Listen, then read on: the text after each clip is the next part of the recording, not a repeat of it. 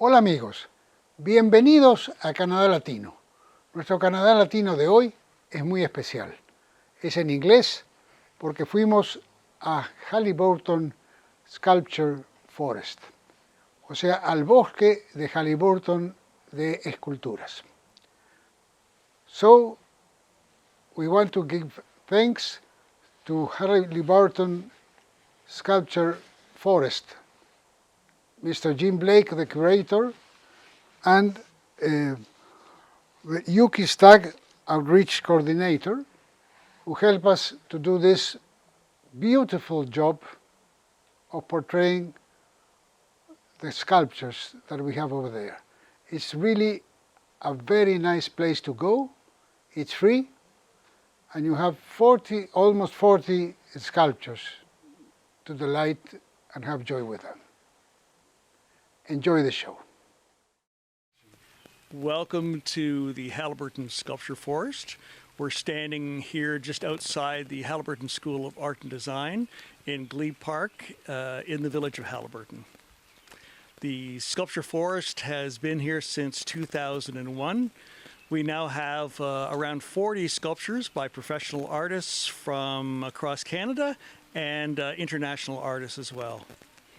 The Sculpture Forest surrounds the campus of the Haliburton School of Art and Design, which is part of Fleming College. And we have hundreds of students who come and study fine art here at the college. So today we're going to be doing a little tour of the Sculpture Forest. It's a rainy day, but it's always a beautiful time to visit the Sculpture Forest. This is one of our newest sculptures. It's called Together We Achieve the Extraordinary. It's by Tsire Gumbere from Zimbabwe and was donated to us by Sue Black and Chris Relves. Tsire is well known for his contrasting handshakes. This sculpture is made out of common opal, and you can see the treatment he's done. He's polished one hand and left the other rough so that they look like different colors. Tsire was a big follower of Martin Luther King and believed in interracial harmony. The sculpture was created by William Lishman, who is an internationally renowned artist. People may know William Lishman from the film Fly Away Home, where Bill taught geese how to fly south with his ultralight. So Bill was an inventor and always doing interesting things. This particular sculpture actually comes from a much larger sculpture that was created for Expo 86 in Vancouver. It was the Expo of Transportation and Communication, and Bill was commissioned to create an 86-foot high sculpture, which was all about transportation, and it was called Transcending the Traffic. So starting with a traffic jam at the bottom, and then all sorts of different kinds of transportation spiraling up to the top with a single figure standing at the top. At expositions, they don't buy the sculptures, they lease them, and so Bill owned all the sculptures at the end of the expo, and we had a local philanthropist, Janice Parker, who donated this one to us. She got to name it Kinesis Horse and Rider. Kinesis named after the lake where she grew up, and also a famous racehorse from here in Haliburton County. And you can see it's Bill is depicting Plains Cree, a First Nation individual riding bareback on the horse. The horse is made out of leftover parts from a car part manufacturing plant in Oshawa. And if you look really closely at the horse of the head, you'll see a human head inside the horse's head. And just to indicate how the relationship between the human and the horse for them to be able to do this. Very first sculpture that we got for the Haliburton Sculpture Forest. It's called Dreaming Stones. It's created by Kevin Lockow. We asked artists to respond in some way to the cultural or natural history of the area. And Kevin went into the forest and collected these stones. These stones, which would have been brought here by the glaciers thousands and thousands and thousands of years ago. Then when the European settlers came, they cleared the trees and found rocks and piled them. So Kevin took these boulders and carved his story of the creation of Haliburton County. You can see at the bottom is the figure of a wolf, and then on each stone depicting leaves and animals and the furrows from a farmer's plow, footprints and handprints. At the top, you can see the owl, which represents the future. With wisdom, will take us into the future. Jim Blake continues now with a very big shoe, Fire on Ice, and other sculptures. This is called Fire and Ice, a really big shoe, created by Charles O'Neill, who is a local Haliburton full-time artist. Charles is well known for his wire sculptures. When Barb Boland, who was the principal and dean of the college, retired after 35 years, people put money in a hat and gave a gift to Barb. She says, with that money, I want a sculpture in the sculpture forest, and what I want is from Chuck is a really big shoe.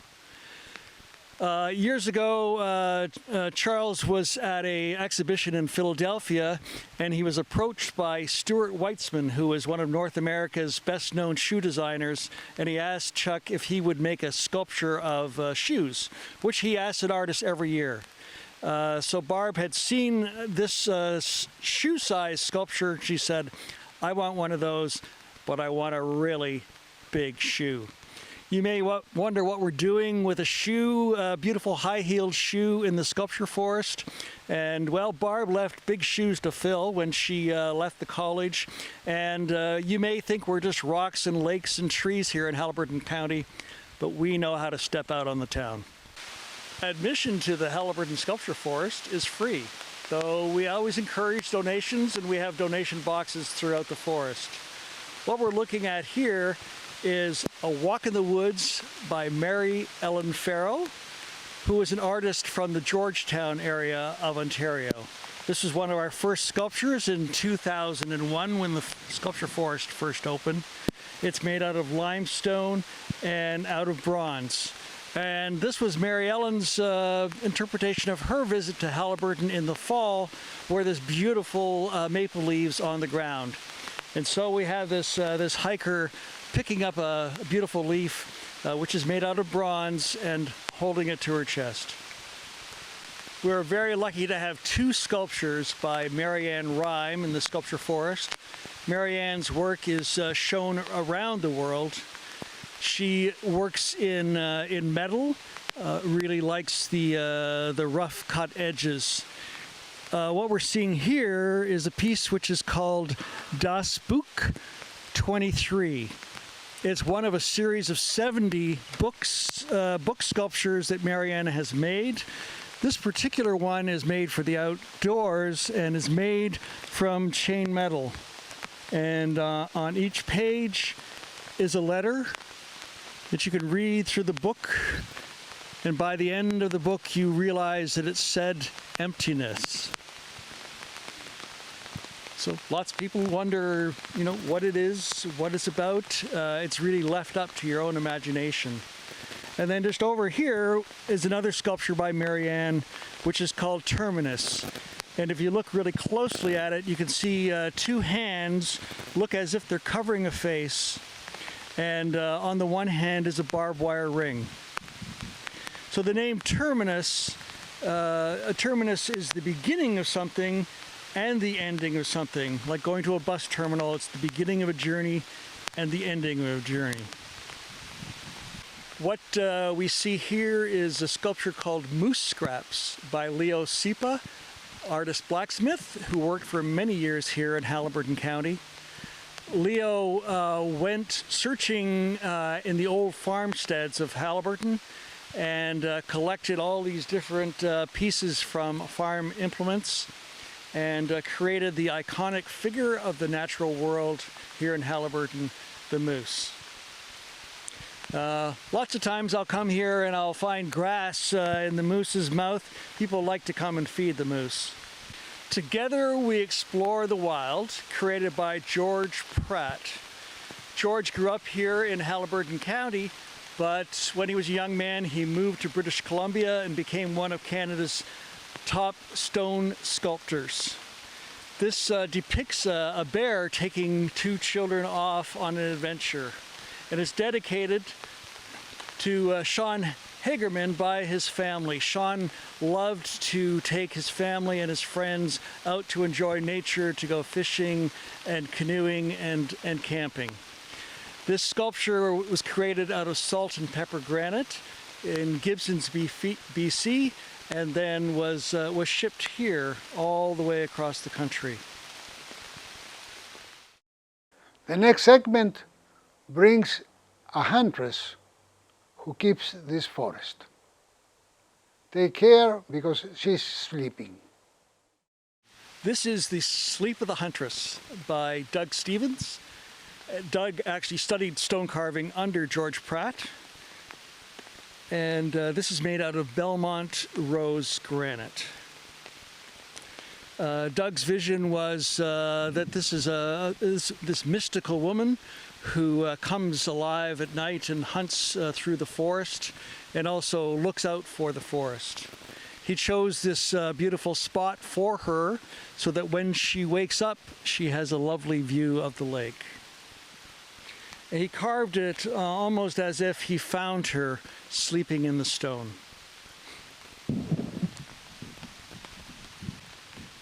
This is musical inspiration created by Simon Chidharara.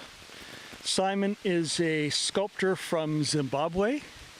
This sculpture is made out of spring stone, which is a common stone which is used for carving by artists from Zimbabwe. As you can see the rusty color here is what the stone looks like just in the open air. But when it starts to be carved, you get this gray look, and then when it's polished, it's black.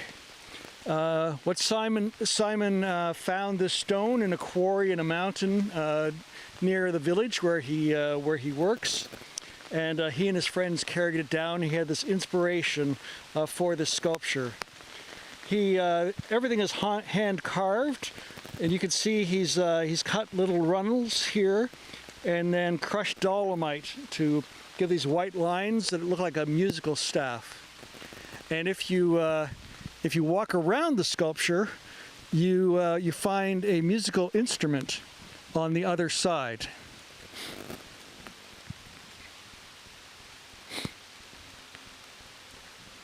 So you can see the woman is leaning in and listening to the music that's being created by this instrument.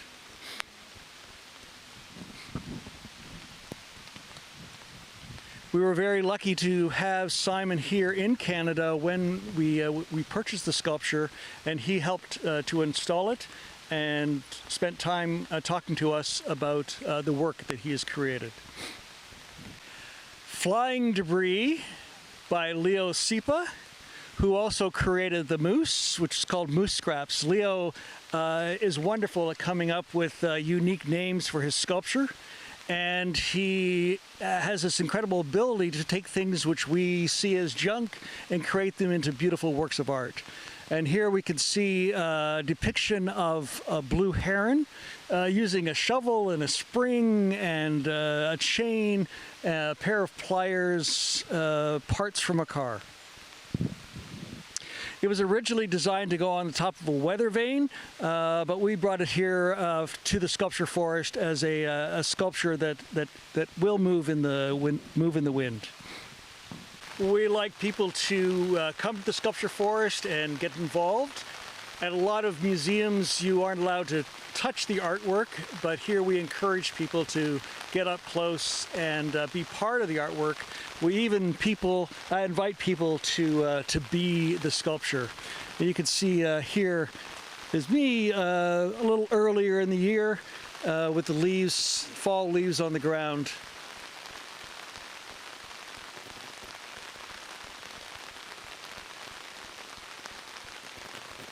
So come and visit us and you can be the sculpture. This sculpture is called I See a Wish. Almost all of our sculptures have been created by professional artists who have been working in their field for many, many years. This particular piece was created by the students in the Integrated Arts Program in Innisdale High School in Barrie, Ontario. A friend of ours who was diagnosed with cancer was at the Cancer Treatment Center at the Royal Vic Hospital in Barrie. And she saw this sculpture of a dandelion. And her credo had always been related to dandelions. Some see a weed, I see a wish.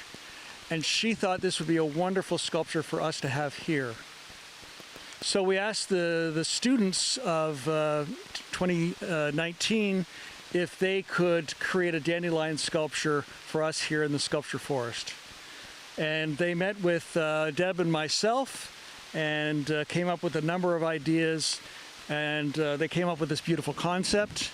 The art students created the design, the industrial art students manufactured it, and they recreated it here. And if you look closely at the leaves, you can see the words, some see a wish, some see a weed, I see a wish. In this sculpture forest, you are going to see things that you don't imagine. You have a door open where you can trespass to another place of the forest. Enjoy also this exercise. This is our most recent sculpture called Passage by Gord Peterin. Gord is one of Canada's best known fine artisans who creates all sorts of interesting objects of art for the indoors and the outdoors, out of wood and out of metal. This particular piece was donated by our chair, Bar Boland.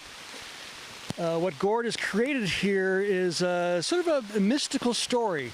You can see this doorway, the hinges, the door is gone, the hinges are broken, but we can pass through it.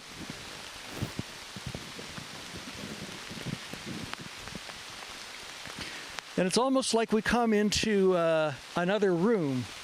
And in this room is a very long table. And then attached to the table is a set of oars. What does it mean? I think we get through, we take a passage into another space, another time. If you think of all the dinner tables that you have sat around and all the voyages you have taken with the stories told, and here is your opportunity to come here and grab the oars and make your own voyage. And then when you're done, you can pass out through the other portal at the end of the room. This is a dry stone sculpture created by John Shaw Remington. And John is one of the best known artists in Canada who creates incredible structures with a dry stone technique. Dry stone is an ancient technique which is just using gravity and friction to hold everything in place. Here John has taken the idea of a sheep hold, which you might find in Ireland or Wales or in Scotland, where the farmers would bring the sheep, and he's cut it in two and created two C shapes and a beautiful little pathway which you can walk through. If you look at the careful way that it's built, you can see that the base is wider than the top, which is a brilliant means of construction to keep the wall standing upright. We have 3 dry stone sculptures by John Shaw Remington here in the Sculpture Forest. What happens is he does the design. The school runs a course on dry stone construction technique, and then while John is teaching the students, they build the sculpture for the Sculpture Forest.